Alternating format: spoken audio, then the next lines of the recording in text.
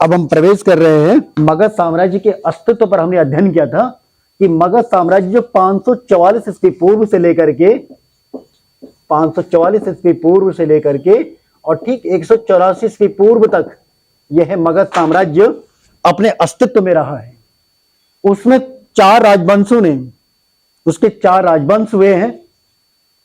हर्यक नाम का राजवंश हुआ, शिशुनाग नामक राजवंश हुआ, नंद राजवंश हुआ और मौर्य राजवंश हुआ।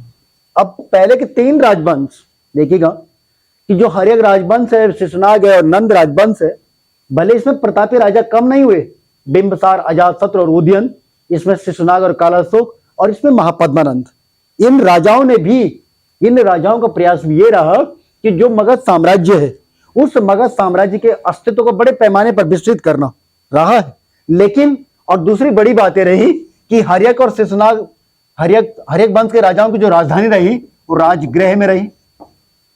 शिशुनाग के राजाओं का वैशाली में राजधानी हो गई थी और मौर्य वंश के राजाओं की राजधानी पाटलिपुत्र में हो गई। ये तीन राजधानियां बदल गई, पहले राजगृह में, फिर वैशाली में और फिर पाटलिपुत्र में। और बाद में पूरा जिस समय मौर्य वंश के राजाओं ने, मौर्य वंश का चंद्रगुप्त मौर्य का समय का रहा बात और चाहे सम्राट अशोक तक का, उस समय पूरा मगध पूरे भारत का केंद्र बन गया है और मगध साम्राज्य में सभी और 15 महाजनपद भी संयुक्त हो गए, उनका पूरा विस्तार हो गया है। ये यूं कह सकते हैं इन राजाओं ने, मौर्य वंशी राजाओं ने पूरा साम्राज्य विस्तार कर दिया है पूरी तरह से।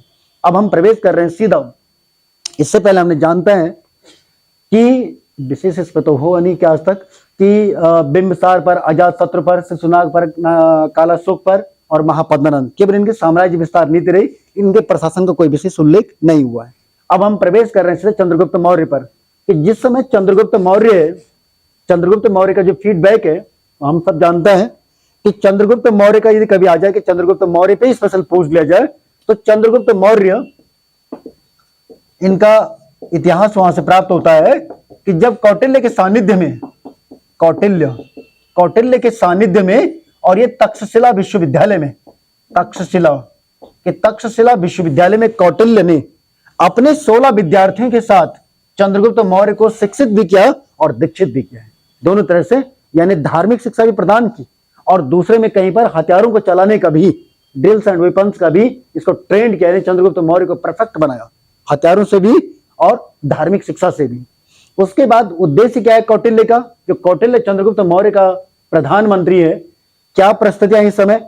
इसमें दो परिस्थितियां उत्पन्न हो गई हैं भारत पर। इन ये कहा जाता है कि चंद्रगुप्त मौर्य को भारत का पहला चक्रवर्ती सम्राट कहा जाता है और दूसरे में कौटिल्य को भारत का पहला राष्ट्रभक्त कहा जाता है। उसका कारण क्या है कि कौटिल्य उस जमाने का है जिस जमाने में यूनान में प्रसिद्ध दार्शनिक कवि सुकरात होया करता था और सुकरात का शिष्य था प्लेटो और प्लेटो का शिष्य था अरस्तु और इसी अरस्तु का समकालिक है कौटिल्य। अरस्तु और कौटिल्य एक समकालिक हैं, दोनों मित्र हैं, कई बार इनकी मित्रता का उल्लेख भी हुआ है। लेकिन अब अरस्तु के संरक्षण में सिकंदर महान जैसा, इस सिकंदर महान का गुरु है अरस्तु और अरस्तु ने ही सिकंदर महान को विश्व विजय बनाने का सपना दिया था। जैसे सिकंदर का भारत पर आक्रमण हो रहा है, ये लगभग 326 ईस्वी पूर्व की बात है कि 326 ईस्वी पूर्व में जब सिकंदर ने भारत पर आक्रमण की योजना बना दी है और दो राज्य, उत्तर पश्चिम भारत के दो राज्यों पर इसने अपना नियंत्रण भी कर दिया है, तो कुछ लोगों की मान्यता है, कुछ पुस्तकों का यह हवाला है कि कौटिल्य और अरस्तु की मित्रता, तो कौटिल्य ने बोला कौटिल्य से मिलने के लिए सिकंदर गया था तक्षशिला में और वहां पर सिकंदर, कौटिल्य और चंद्रगुप्त मौर्य की भेंट हुई है और बताते हैं कि कौटिल्य ने ही सिकंदर को प्रेरित किया कि बेटा मगध में मत जाओ, पूरा भारत बहुत बड़ी सुरक्षा में है, वहां तुम्हारा जाना बेकार है। जबकि कौटिल्य ये जान रहा है कि कौटिल्य को पता है इस बात, कौटिल्य ने संकल्प जो लिया है वो घनानंद को, इन्हें घनानंद नाम का अयोग्य राजा मगध में राज कर रहा है और उसकी अयोग्यता पर उसने कई बार चेतावनी दी कौटिल्य ने कि तुम्हें भारत की रक्षा करनी होगी क्योंकि भारत की सीमा पर सिकंदर पहुंच चुका है, ये कभी भी भारत में मगध में प्रवेश कर सकता है। लेकिन उसके बाद भी घनानंद सतर्क नहीं हुआ तो कौटिल्य ने संकल्प ले लिया है कि घनानंद तेरा सर्वनाश ही करूंगा मैं, तब जाकर अपनी चुटिया को बांधूंगा, ऐसा संकल्प लिया। और उसको चंद्रगुप्त मौर्य जैसा योग्य व्यक्ति मिला और उन कौटिल्य ने चंद्रगुप्त मौर्य और 15 और शिष्यों को तक्षशिला में शिक्षित किया है। सिकंदर को यह जानबूझ के समझाया कि सिकंदर भारत के मगध में मत जाओ, लेकिन उसके बाद भी सिकंदर वापस होता है। कौटिल्य ने भारत की रक्षा किया, लेकिन बाद में कौटिल्य के निर्देशन पर ही चंद्रगुप्त मौर्य ने घनानंद को पराजित किया और मौर्य राजवंश की स्थापना कर दी। अब सवाल है सीधा हमारा प्रश्न कि मौर्य प्रशासन क्या था, कि मौर्य प्रशासन में चंद्रगुप्त मौर्य का यानी चंद्रगुप्त मौर्य से लेकर कर विशेषकर अशोक तक उस समय का मौर्य प्रशासन क्या है। बहुत उल्लेखित है कि मौर्य प्रशासन, इस पर आईएएस में और पीसीएस में कई बार दीर्घ उत्तरीय और लघु उत्तरीय प्रश्न आए हैं कि मौर्य प्रशासन का सबसे पहले हम प्रवेश करते हैं कि मौर्य प्रशासन ये कौटिल्य की पुस्तक अर्थशास्त्र से प्रेरित है, कि कौटिल्य की जो पुस्तक अर्थशास्त्र है उसमें मौर्य प्रशासन का पूरा रूपरेखा बन जाती है। अपने 15 के 15 अध्यायों में कौटिल्य ने और 150 अधिकरण में कौटिल्य ने शासन प्रशासन की हर बात को स्पष्ट कर दिया है कि एक राजा जो शासक है, उस शासक का अस्तित्व क्या है। शासक का मतलब होता है कि जिसके पास राज परिषद होनी चाहिए। जब तक राज परिषद नहीं है, शासक का महत्व है उसकी राज परिषद। बल्कि उसके लिए स्पेशल कौटिल्य ने क्या किया कि कौटिल्य का सप्तांग सिद्धांत, और यह सप्तांग सिद्धांत का मौर्य प्रशासन में विशेष उल्लेख हुआ है, या मौर्य प्रशासन इस सप्तांग सिद्धांत पर आधारित था। वो क्या है सप्तांग सिद्धांत? कि मौर्य प्रशासन का सबसे मूल सिद्धांत है सप्तांग सिद्धांत, जिसे कौटिल्य ने अर्थशास्त्र में दिया है कि सबसे पहले राजा, शासक या राजा, जिसे सम्राट कहें चाहे राजा कहें, शासक नंबर 1 पर। दूसरे में राज परिषद, इस राज परिषद का विशेष उल्लेख हुआ है नंबर 2 पर। यानी नंबर 1 पर शासक, सप्तांग के सिद्धांत में शासक, नंबर 2 पर राज परिषद 2, नंबर 3 पर सेना, थर्ड में है सेना, नंबर 4 पे है प्रजा, नंबर 5 पर है राजस्व, नंबर 6 पर है अस्थाई भूभाग यानी अस्थाई भूमि, और नंबर 7 पर है मित्र पड़ोसी या मित्र राष्ट्र, मित्र राज्य। ये सप्तांग का सिद्धांत है। इसी का मौर्य प्रशासन में सबसे बड़ा मौर्य प्रशासन में सबसे बड़ा महत्व है इस सप्तांग के सिद्धांत का। और इसी के आधार पर मौर्यों ने, चंद्रगुप्त मौर्य, बिंदुसार, अशोक, दशरथ, कुणाल और बृहदर्थ नाम के राजाओं ने मौर्य प्रशासन का संचालन किया था। पहली बात तो ये कि मौर्य प्रशासन का आधार है सप्तांग सिद्धांत। दूसरे में मौर्य प्रशासन में कि जो राज परिषद है, शासक की राज परिषद है, यानी शासक के अधीन शासक को सहायता प्रदान करने के लिए जो राज परिषद है, उस राज परिषद में 2 भाग है। एक भाग में मंत्रीगण है और दूसरे में अधिकारी गण है। मंत्री और अधिकारी गण है। मंत्रियों को अमात्य कहा गया है। अमात्य, ये 18 संख्या में अमात्य हुआ करते थे। मंत्रीगण यानी अमात्य, इनकी संख्या 18 बताई गई है। और जो अधिकारी थे उनकी संख्या 26 बताई गई है। तीर्थ, इन्हें तीर्थ नाम से पुकारा गया है। कि सबसे पहले कि सप्तांग का सिद्धांत में जो राज परिषद है, शासक की राज परिषद है, उसमें मंत्री अमात्य हो गए, 18 मंत्रियों का उल्लेख हुआ है, और अधिकारी 26 तीर्थ या अधिकारियों का उल्लेख हुआ है। और इनके पास विभिन्न विभागों का दायित्व, किसी के पास वित्त विभाग, किसी के पास राजस्व विभाग, किसी के पास लेखा, किसी के पास सुरक्षा, ये तमाम, या कृषि, शिक्षा, ये सारे विभागों का अलग अलग अधिकारी के तीर्थ या अमात्य या तीर्थ के रूप में विवेचना की गई है। पहली बात ये। दूसरे में मौर्य प्रशासन का अगला जो विशेष उल्लेख हुआ है वो मैगस्थनीज की इंडिका में हुआ है। वो क्या है मौर्य प्रशासन का अगला पार्ट सप्तांग के सिद्धांत के अलावा? जो मैगस्थनीज की इंडिका ने लिखा है, मैगस्थनीज की इंडिका में भी मौर्य प्रशासन को विशेष स्थान दिया गया है। उसने क्या किया कि मौर्य प्रशासन का मतलब कि जिसमें पूरा राष्ट्र और राष्ट्र को राज्यों में, प्रांतों में विभक्त किया गया है। राष्ट्र को प्रांतों में विभक्त किया गया है और प्रांतों को विषय में, विषय माने जिला, और विषय को ग्रामों में, यानी कई गांव मिलकर के विषय बनता था, जिला बनता था, और जिले से प्रांत बनते थे और प्रांत से पूरा शासन बनता था। इसके अलावा इसके अलावा उसने एक और विशेष दो बातें और उल्लेखित की हैं मेगास्थनीज की इंडिका में, कि मेगास्थनीज की इंडिका लिखता है कि इनकी न्याय व्यवस्था, मौर्य प्रशासन में जो न्याय प्रणाली थी, न्याय प्रणाली थी, उसमें दो प्रकार की न्याय व्यवस्था, एक फौजदारी न्याय के लिए और एक दीवानी न्याय के लिए। फौजदारी का मतलब हो गया बड़े क्रिमिनल और दीवानी का मतलब हो गया राजस्व। तो ये अपराध, यानी फौजदारी को आपराधिक कहेंगे, आपराधिक न्यायालय, और दीवानी का मतलब हो गया राजस्व। इन दोनों के लिए अलग अलग न्यायाधीशों का, जो दीवानी मामला था या अपराधी मामला था, अपराधी मामले में कंटक शोधन नाम का न्यायालय होता था, और दीवानी न्यायालय में दीवानी राजस्व या धर्म भी यही था, उसको कहते हैं धर्म स्थानीय। तो धर्म स्थानीय न्यायालय और कंटक शोधन न्यायालय।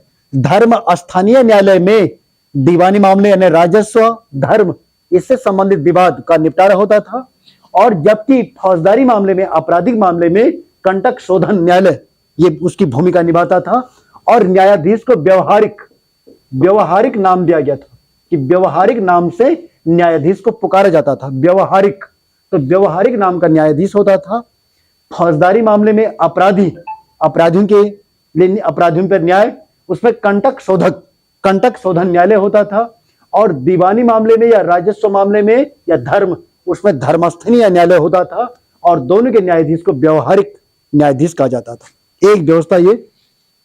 दूसरे में बड़ी व्यवस्था इसी मेगास्थनीज की इंडिका में लिखा गया है मौर्य प्रशासन का, कि इस समय गुप्तचरों के लिए गुप्तचर व्यवस्था बहुत सुदृढ़ थी, जो पूरी साम्राज्य की पूरी जानकारी को अपडेट करते थे। उसमें क्या था कि संस्था और संचार, ये दो व्यवस्थाएं, संस्था और संचार। अब संस्था और संचार का मतलब क्या है? संस्था का मतलब एक ही स्थान पर रह करके पूरी सूचनाओं को एकत्र करना, दैट इज संस्था। कि संस्था नामक गुप्तचर एजेंसी जो एक ही स्थान पर सारी सूचनाओं को एकत्र कर लेती थी।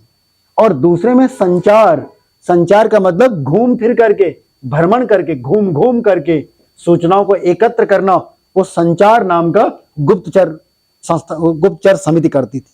और दोनों के लिए, गुप्तचर के लिए, संस्था और संचार के लिए गूढ़ पुरुष संज्ञा आई है, गूढ़ पुरुष नाम आया है। गूढ़ पुरुष क्या था? जो गुप्तचर में प्रधान की भूमिका निभाता था। गुप्तचर संस्था में प्रधान की भूमिका निभाने वाला व्यक्ति गूढ़ पुरुष कहलाता था। तो इस प्रकार से मौर्य प्रशासन को इस प्रकार से विवेचित किया गया, सप्तांग के सिद्धांत पर, उसके राज परिषद पर या उसके शासन प्रणाली पर, उसके न्याय व्यवस्था पर और गुप्तचर व्यवस्था पर। इसके अलावा और हम दो तीन चीजें और जान लें कि जो गुप्तचर का प्रमुख व्यक्ति होता था, गूढ़ पुरुष माने गुप्तचर का प्रमुख व्यक्ति।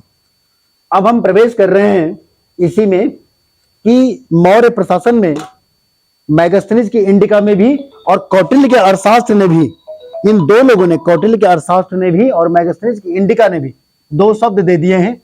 और दोनों शब्दों में क्या, एक तो हमारे पास विशेष उसकी जनगणना के प्रबंधन पर, यानी कौटिल्य ने भी अर्थशास्त्र में लिखा है और मेगास्थनीज ने भी इंडिका में लिखा है कि जनगणना के सिद्धांत पर, और दूसरा राजस्व सिद्धांत पर, राजस्व सिद्धांत, जनगणना सिद्धांत, और तीसरे में स्थानीय शासन। ये तीन बातें, यानी तीनों जो आज हमारे पास, ये कह सकता है कि किसी भी शासन का स्तंभ होता है, किसी भी शासन का, चाहे आज वर्तमान प्रजातांत्रिक भारत है, उसमें भी जनगणना का विशिष्ट महत्व है, उसमें राजस्व का विशिष्ट महत्व है और स्थानीय शासन का विशिष्ट महत्व, तीनों का बहुत बड़ी भूमिका है। स्थानीय शासन की महत्व में यहीं से प्रारंभ हुआ है कि जब तक हम ग्राम पंचायतों का गठन नहीं करेंगे तो हम राजस्व संग्रहण नहीं कर पाएंगे, हम जनहित के कार्यों का संचालन नहीं कर पाएंगे। कौटिल्य ने भी अर्थशास्त्र में लिखा और मेगास्थनीज ने इंडिका में इसका बहुत अच्छा विवरण किया है कि पूरे मौर्य प्रशासन में प्रत्येक गांव तक ग्राम पंचायतें हुआ करती थी। दूसरे में राजस्व में भू राजस्व प्रबंधन के लिए कि भू राजस्व संघ, इस पर बहुत विशेष जोर दिया है कौटिल्य ने कि राजस्व संग्रहण की विशिष्ट भूमिका होनी चाहिए ये इसके लिए बहुत कारगर उपाय होने चाहिए, ताकि हमारे पास बहुत बेहतरीन राजस्व हो जाएगा। तो संपूर्ण साम्राज्य में, संपूर्ण राज व्यवस्था में हम लोग प्रत्येक व्यक्ति के या प्रत्येक उसके लिए प्रत्येक जनहित कार्यों का संचालन भली भांति कर पाएंगे। ठीक है, बोला इस पे उल्लेख हुआ है कि कुल उत्पादन का 1/6, कुल जो उत्पादन हो रहा है उसका 1/6 राजकोष में जमा करना ही है। इसका नाम था राजस्व, और वो भू राजस्व ही विशेष करवाया करता था। और अगले में जनगणना कि बोला ये प्रत्येक सम्राट का, प्रत्येक शासन का, यानी कोई भी शासन या साम्राज्य या राजा तभी महान हो सकता है, तभी प्रभावशाली हो सकता है जब उसके पास उसकी पूरी जनगणना, उसके साम्राज्य में कितने लोग निवास कर रहे हैं, ये पूरा आंकड़ा उसके पास विधिवत हो। तो जनगणना, राजस्व और स्थानीय शासन ये बहुत विशिष्ट उपलब्धियां थी। इसके अलावा और महत्वपूर्ण बात थी कि मौर्य प्रशासन में 6 समितियों का उल्लेख हुआ है। 6 समितियां बनाई गई थी सब। अब ये 6 समितियां क्या थी कि 6 समितियों का मतलब है कि प्रत्येक समिति में 5-5 सदस्य यानी 30 लोग 6 समितियों का संचालन कर रहे हैं। वो समितियां क्या करेंगी? राजस्व संग्रहण एक समिति, दूसरे में उत्पादन समिति, तीसरे में सुरक्षा समिति, चौथे में शांति समिति, पांचवें में विदेशी लोगों की समिति और छठवें में प्रशासनिक समिति।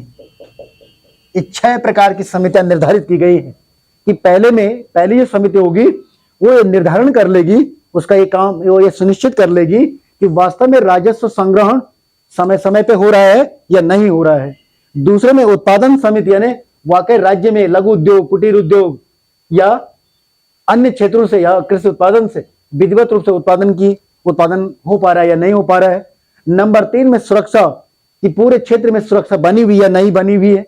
अगले में शांति व्यवस्था बनाए रखना, विदेशी विदेशियों का विशेष प्रबंध करना। ये बहुत बड़े मायने था कि विदेशी व्यक्तियों का पूरा सम्मान हो जाए, उन्हें सुरक्षा प्रदान हो जाए। और अगले में प्रशासनिक यानी छोटे मोटे क्रियाकलापों का, धार्मिक प्रबंधनों का है ना, या प्रशासनिक उपागमों का विधिवत संचालन हो जाए। इसकी 6 समितियां कार्यरत थी। तो 6 समितियां जनगणना, राजस्व, स्थानीय प्रशासन, सप्तांग का सिद्धांत, ये सारी व्यवस्थाएं मौर्य प्रशासन को उल्लेखित करती हैं। और हम इसमें बढ़िया सा 250 शब्दों में, 150 शब्दों में, 125 शब्दों में जितना पूछे उसके अकॉर्डिंग हम इसको एडजस्ट कर सकते हैं। अशोक का धम्म क्या है? देखिएगा, भारतीय इतिहास में सम्राट अशोक यानी 269 से लेकर के और 232 ईस्वी पूर्व तक यह मगध का सम्राट रहा है। और इस मगध के सम्राट को महान सम्राट अशोक की संज्ञा भी दी जाती है। उसके पीछे कारण है कि महान सम्राट अशोक जब प्रारंभिक जीवन है इसका बाल्यकाल या प्रारंभिक जीवन है, युवावस्था है, तब यह अपने पिता के जमाने में ही यानी बिंदुसार के जमाने में ही, बिंदुसार नामक जो मगध का दूसरा शासक हुआ चंद्रगुप्त मौर्य के बाद, बिंदुसार का पुत्र है अशोक। तो बिंदुसार के जमाने में यह प्रांतपति रहा है, इसका प्रांत यानी राज्य प्रमुख रहा है, यानी किसी एक राज्य का प्रमुख रहा है। तक्षशिला का प्रमुख की भूमिका इसने निभाई। और इसने और बड़ी बात की, तक्षशिला में जो विद्रोह हुआ उस विद्रोह को शांत करने में भी अशोक की विशिष्ट भूमिका रही। लेकिन जब अशोक के पिता बिंदुसार की मृत्यु 273 ईस्वी पूर्व में हुई थी, तो 273 ईस्वी पूर्व में इसके पिता की मृत्यु होने के बाद अशोक ने अपने 99 भाइयों के साथ, 99 जो अन्य उसके भाई थे, उन लोगों के साथ गृह युद्ध किया था। इसको कहते हैं 99 भाइयों का उल्लेख हुआ है सब कि बिंदुसार की बोला 12 पत्नियां थी, ऐसा उल्लेख हुआ है। तो गृह युद्ध हुआ 99 भाइयों के साथ में, यानी मगध का सम्राट बनने के लिए उसने गृह युद्ध किया है अपने 99 भाइयों के साथ में। अब जब गृह युद्ध हुआ सब, तो उसमें 2 व्यवस्थाएं हैं कि बौद्ध धर्म तो सिर्फ ये कहता है, बौद्ध धर्म ये कह रहा है कि गृह युद्ध जरूर हुआ है, लेकिन अशोक ने अपने 99 भाइयों का कत्ल किया है, इस बात की पुष्टि नहीं करता है। लेकिन जैन श्रुतियां कहती हैं, जैन श्रुति कहती है कि बोला इस अशोक ने अपने 99 भाइयों का कत्ल करने के बाद ही मगध का सम्राट वो बना है। यानी उसको बहुत निर्दयी बताया गया है, बहुत ही निर्दयी शासक के रूप में उल्लेखित किया गया है। और वास्तव में कि 269 से लेकर के और 261 तक, यानी 8 बरस तक, क्योंकि प्रारंभ से इसका पेशा ही रहा है, जब अपने पिता के दरबार में भी था, अपने पिता के जमाने में भी प्रांतपति हुआ करता था, इसका टारगेट ही था कि मैं कितने राज्यों को हड़प सकूं, कितना अपना साम्राज्य विस्तार कर सकूं। तो अपने राजा बनते ही उसने लगभग संपूर्ण भारत पर, अखिल भारत पर, क्योंकि उसका जो उल्लेख मिलता है वो कश्मीर से लेकर के कर्नाटक, पूरे भारत में कहीं छूटा नहीं है, देश का कोई भी कोना उसका छूटा नहीं है। अखिल भारत पर उसने साम्राज्य स्थापित किया। अनेक राज्यों को पराजित करने के बाद, अनेक रजवाड़ों को पराजित करने के बाद उसने अखिल भारत पर राज किया है। लेकिन उसके जीवन का टर्निंग पॉइंट जो 261 में कलिंग युद्ध होता है, अब इस कलिंग पर, कलिंग विजय के नाम से भी कई बार टिप्पणी लिखने को आती है, कलिंग युद्ध के नाम से टिप्पणी लिखने को आती है, क्योंकि कलिंग विजय ये 2 बार मगध के 2 सम्राटों ने, मगध का पहला सम्राट महापद्मानंद हुआ था और दूसरा सम्राट अशोक, इन 2 राजाओं ने कलिंग पर आक्रमण किया है। अब ये कलिंग है कहां? उड़ीसा। इन्हें वर्तमान उड़ीसा में इसी को कलिंग कहा जाता था, उड़ीसा जो वर्तमान में। अब वहां पर क्यों इन 2 राजाओं ने, कभी महापद्मानंद ने और कभी अशोक ने कलिंग पर आक्रमण क्यों किया होगा? उसके 2 कारण थे। एक तो बोला कलिंग में, यहां कलिंग के माने कलिंग की छोर, माने उड़ीसा के छोर पर ये समुद्र तट है, यानी बंगाल की खाड़ी का तट है। यहां से समुद्री व्यापार करने के लिए, समुद्री व्यापार करना और पूरे दक्षिण एशिया में, अपने दक्षिण एशिया तक या तो व्यापार करना या फिर साम्राज्य विस्तार करना। और दूसरे में कलिंग के जंगल में हाथियों की प्राप्ति, हाथी को प्राप्त करने के लिए, हाथियों को कब्जे में करने के लिए भी कलिंग पर आक्रमण किया गया था। ये 2 कारण बताया जाता है। जब 261 ईस्वी पूर्व में कलिंग पर आक्रमण हुआ तो नंदराज नामक राजा वहां राज कर रहा है, नंदराज नामक राजा राज कर रहा है, और अशोक ने आक्रमण किया और कलिंग के युद्ध में लगभग 1 लाख सैनिकों का वध हुआ और लगभग 1.5 लाख सैनिक घायल या उन्हें बंदी बनाया गया था। जब 1 लाख सैनिकों का उस कलिंग के मैदान में कत्ल हुआ, वध हुआ, उनके खून की नदियां बहती हैं और उस खून की नदी को बहते हुए, उनको तड़पते हुए देखते हुए जब अशोक ने सामने देखा, अपने सामने देखा, तो उसका धम, यानी उसका भेरी घोष, जो युद्ध का बाजा बजाता था, युद्ध का बाजा बजाने वाला, आज वो धम घोष की कल्पना कर रहा है। धम घोष के रूप में अपना उसका हृदय परिवर्तन हो गया है, यानी भेरी घोष से धम घोष। यानी भेरी घोष का मतलब है युद्ध का बिगुल बजाना, युद्ध में ही अपना आप को हमेशा बनाए रखना।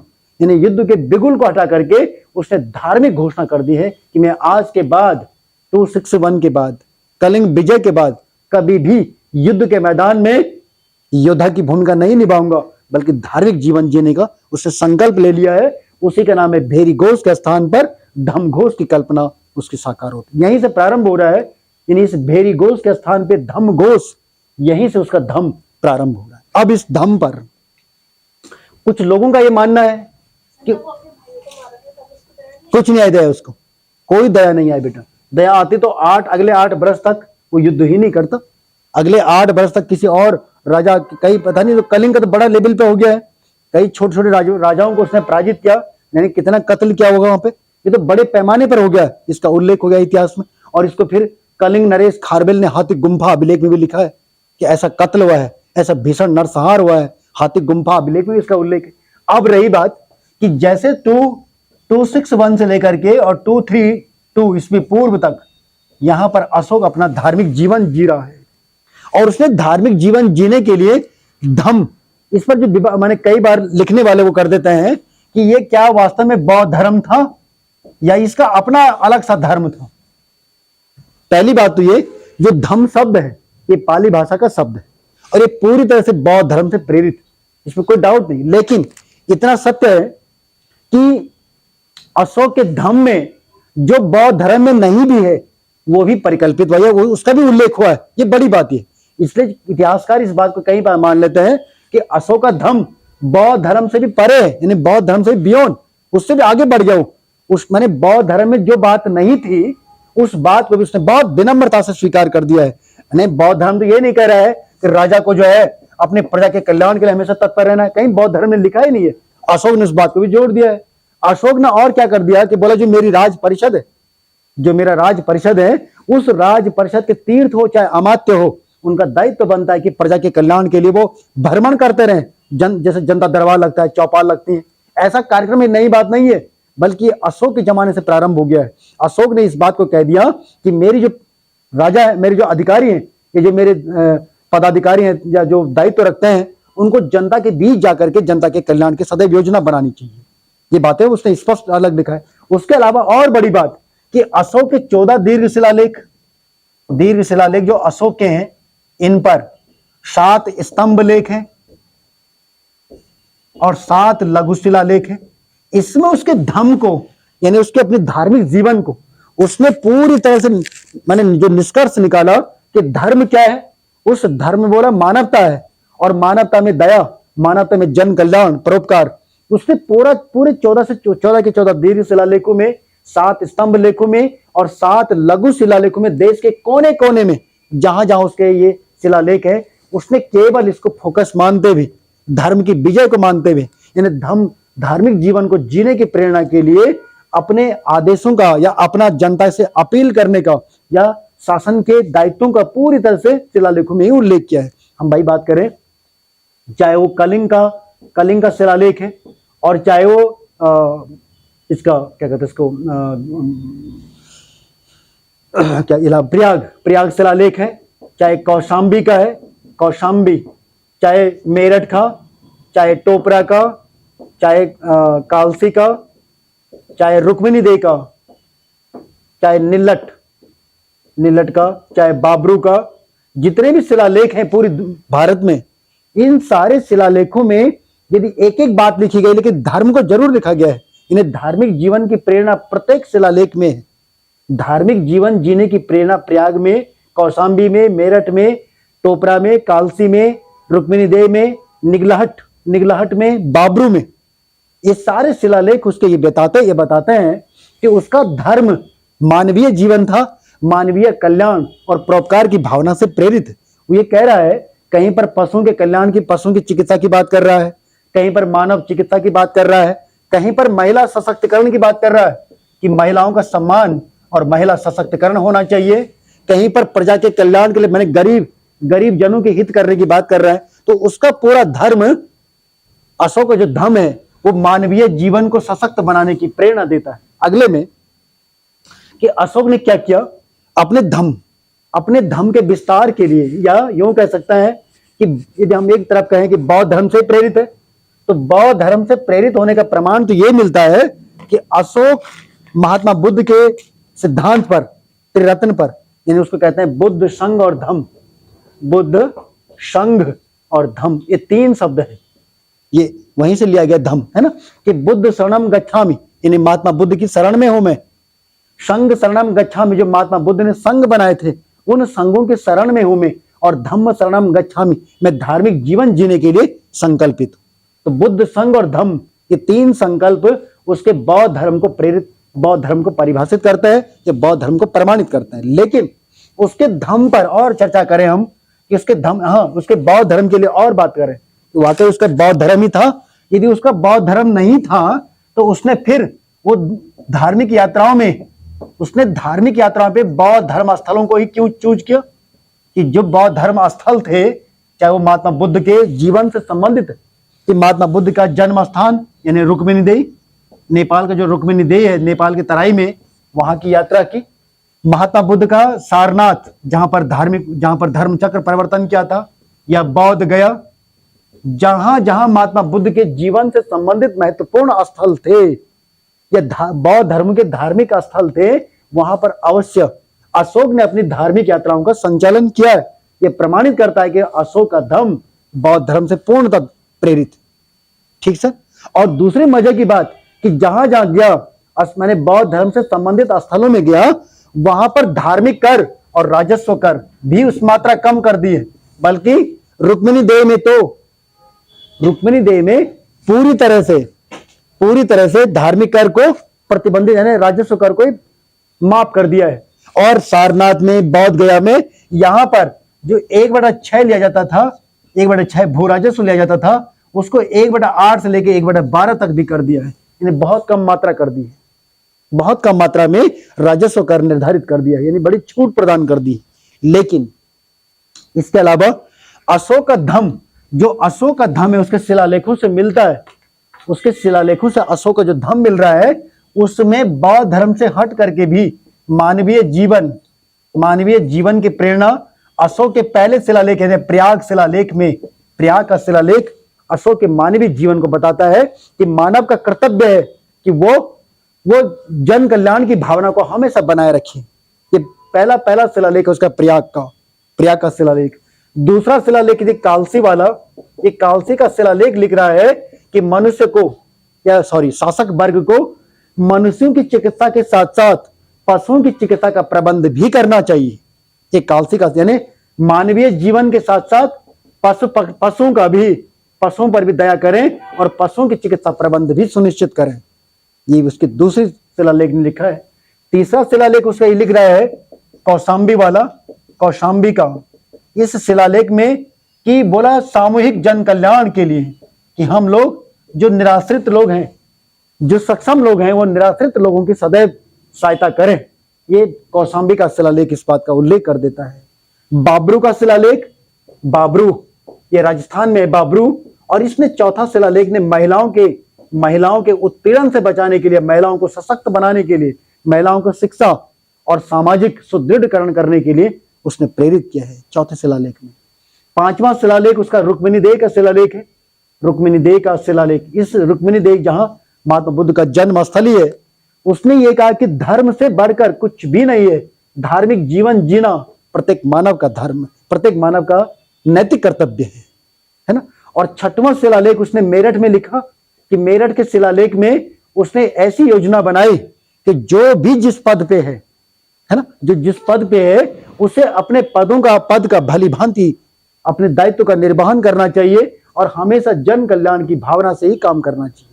ये मेरठ का शिलालेख। तो ये कहने का मतलब ये हुआ कि अशोक ने अपने सारे शिलालेखों में, अपने स्तंभ लेखों में, अपने लघु शिलालेखों में बौद्ध यानी धर्म से हट करके, यानी बौद्ध धर्म से हट करके भी अपने स्वयं के धर्म, मैंने अपने स्वयं के नियम, अपने स्वयं के कायदे, उसको भी जनता के समक्ष रखा है। इसलिए अशोक का धर्म बौद्ध धर्म से भी बढ़ करके, बौद्ध धर्म के नियमों का पालन तो करता ही है, लेकिन बौद्ध धर्म के नियमों के पालन से हट करके मानवीय जीवन को सुखमय बनाने, आपस में, या यूं कह सकते हैं आपसी तालमेल, या समाज में प्रत्येक वर्ग के हित के लिए जन कल्याण की भावना को सर्वोपरि मानते हुए उसका धर्म परिलक्षित होता है, या उसे हमें कह सकते हैं कि वो उसकी अशोक के धम्म में मानवीय जीवन और परोपकार सर्वोपरि माना गया।